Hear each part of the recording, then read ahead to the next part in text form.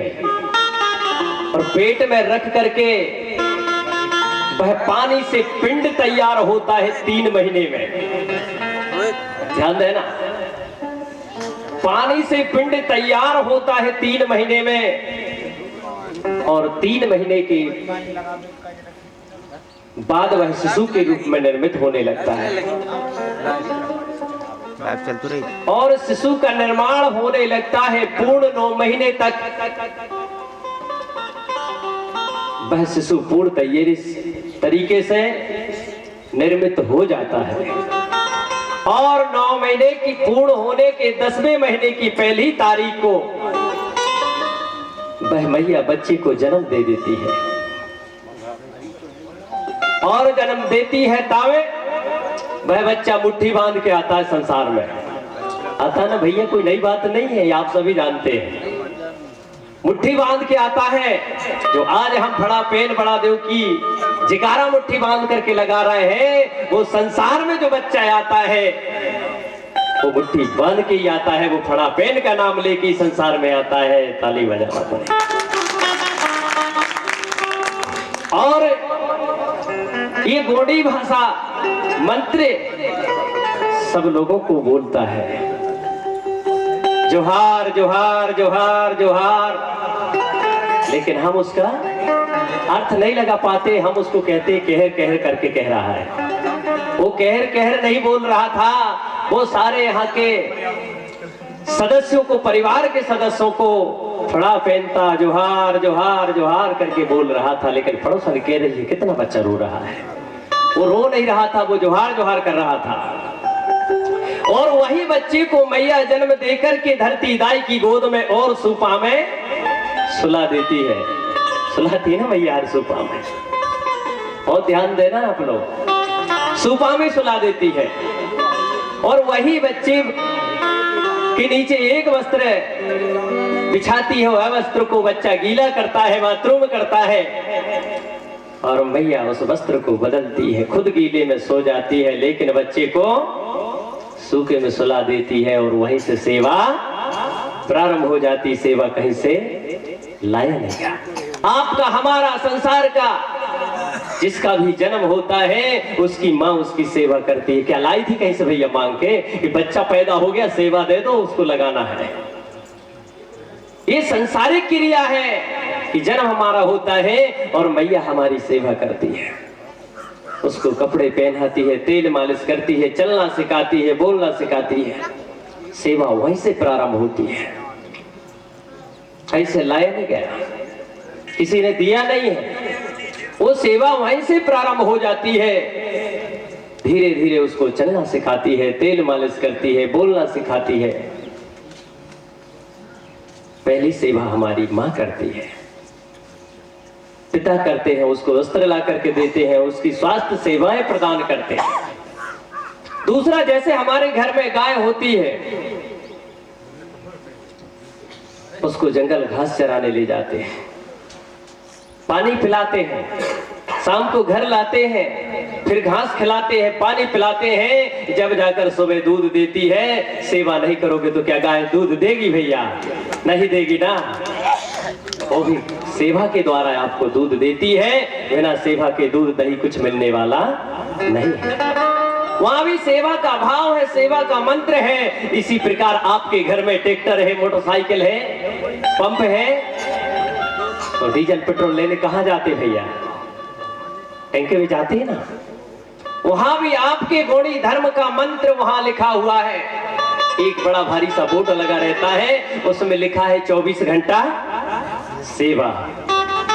जो आप सेवा बोल रहे हैं, वो पेट्रोल पंप में जो बोर्ड लगा रखा है कि 24 घंटा सेवा। सुबह जाइए, रात में जाइए, शाम को जाइए, दोपहर में जाइए, आपको एक व्यक्ति सेवा के लिए उपस्थित वहां मिलेगा। वहां भी सेवा का मंत्र प्रिंट करके उसने लिखा रखा है। आगे और चलते हैं। आपके गांव में सरकार ने गाड़ी चला रखी हमारी महिला के लिए कि जब महिला गर्भ को धारण करती है, उसको डिलीवरी कराने, प्रेग्नेंट की अवस्था में उसको एम्बुलेंस बोला जाता है। उस एम्बुलेंस में भी लिखा है जननी एक्सप्रेस सेवा। उसमें भी तुम्हारे गौड़ी धर्म का मंत्र लिखा हुआ है। और जहां वो ले जाती है और उसको ट्रीटमेंट कराने के लिए, उसकी सेवा उपलब्ध कराने के लिए, उसमें भी लिखा है शासकीय स्वास्थ्य सेवा। वहां भी तुम्हारे गौड़ी धर्म का मंत्र लिखा हुआ है। इसी प्रकार जो आज सड़क में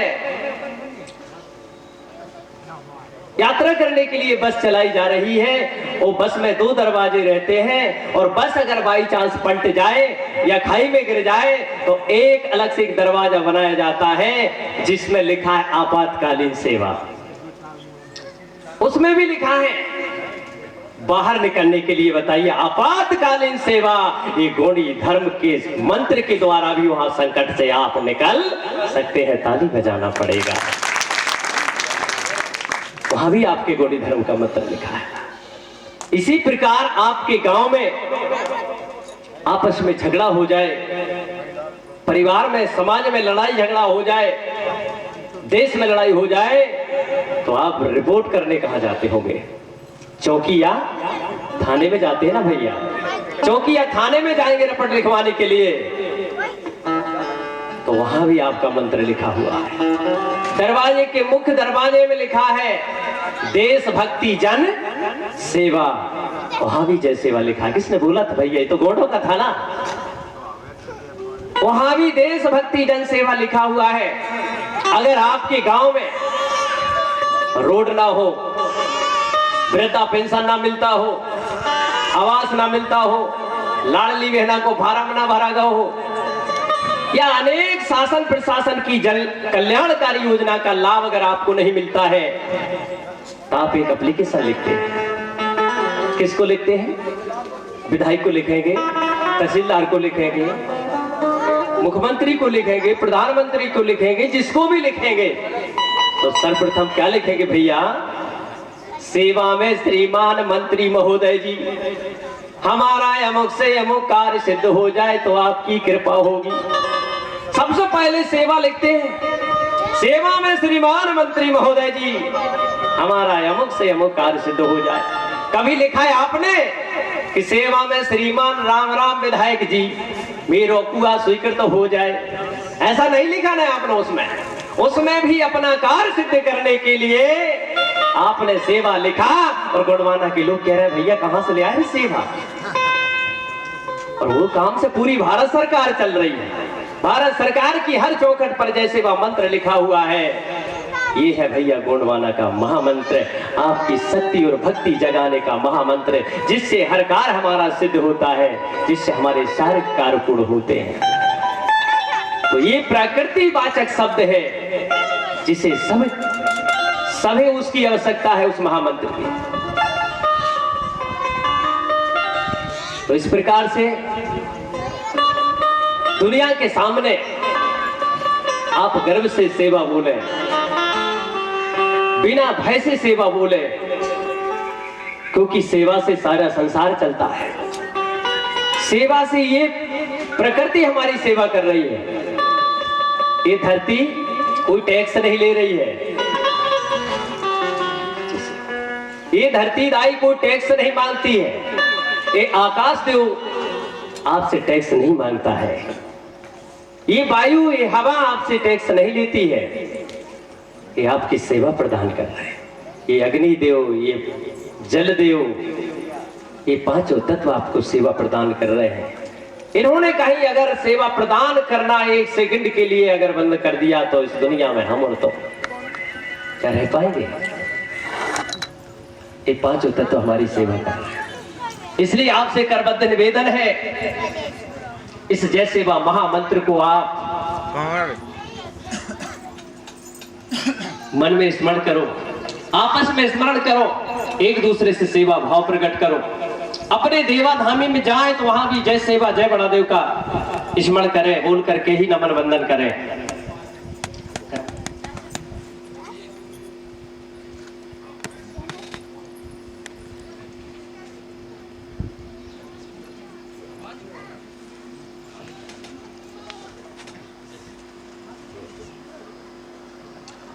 बोलिए फड़ा पहनता। इसी प्रकार से प्रिय सगाजनों, आपस में हमारे सगा सम्मेलन में जाएं तो जय सेवा बोले, अपने देवत थाना में जाएं तो वहां भी जय सेवा जय फड़ा पैन बोले।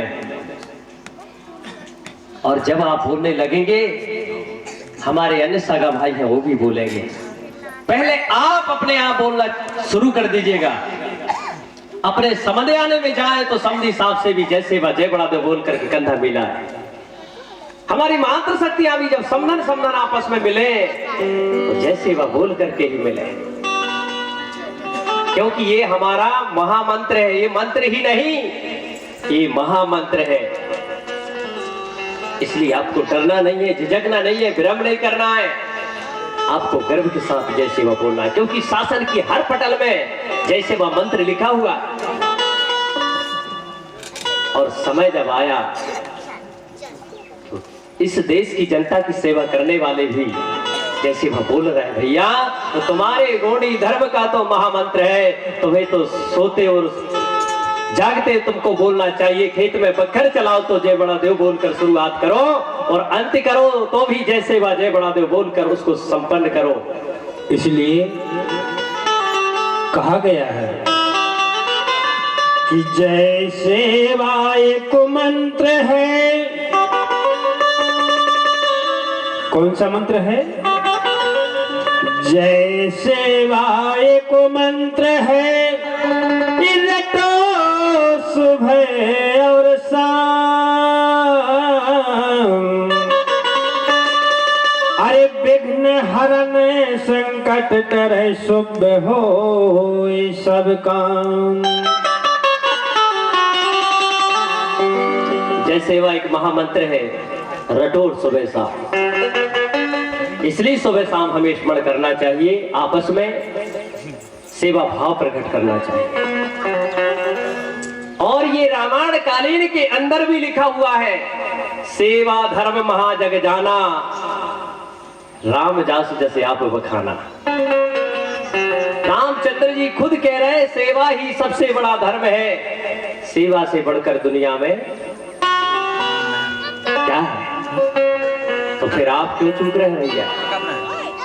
सेवा जोहार तुलसी बाबा ने रामचरितमानस के अंदर भी नोट कर दिया है। तो इससे आप अंदाजा लगाइए कि उस काल में भी सेवा भाव था, सेवा का मंत्र था।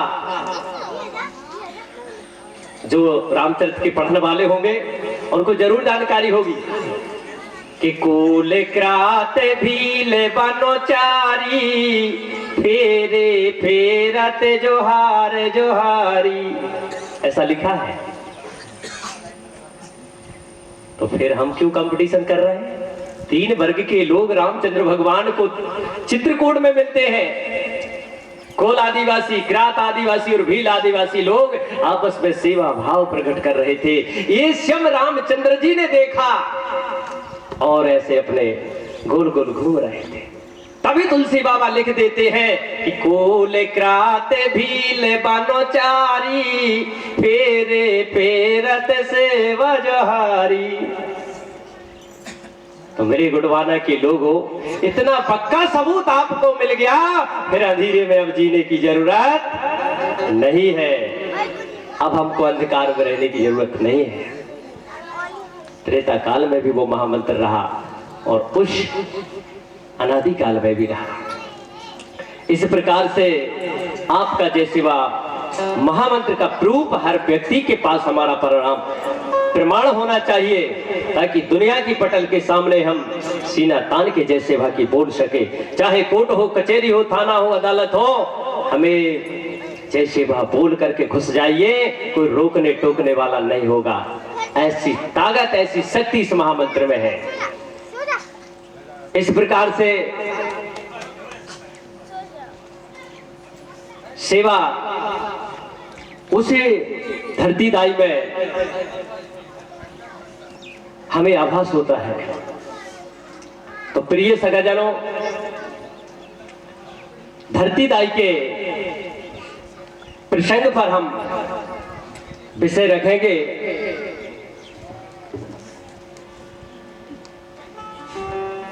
जो हमारे विद्वान लोगों ने खोज किया इस गुणवारा सिंगार दीप में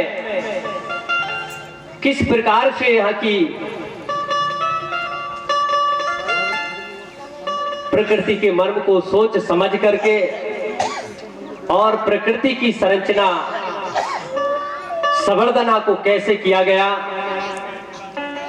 इस प्रसंग पर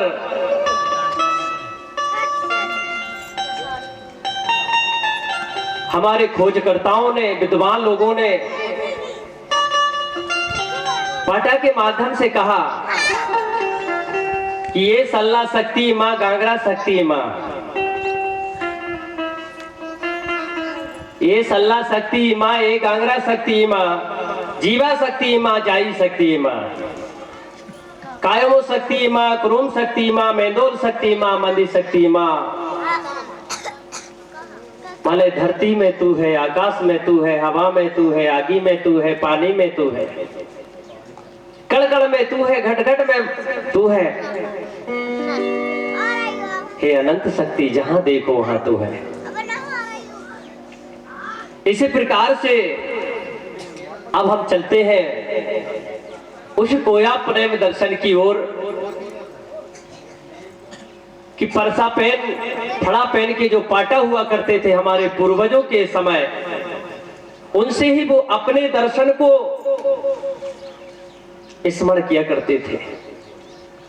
लेकिन आज वो पाटा फिल्मी एक्टरों ने बदल दिया, वर्तमान के कलाकारों ने भारत भैया में हमारे सुमरण पाटाओं को एकदम बिल्कुल संस्कृति संस्कार से पलट के रख दिया, जिससे हमें कोई नियम, कोई संस्कार का हमें आभास नहीं होता है कि किस विषय पर ये कार्यक्रम है, किस नेग का रस्म संपन्न किया जा रहा है, ऐसा कोई विषय का आभास नहीं होता।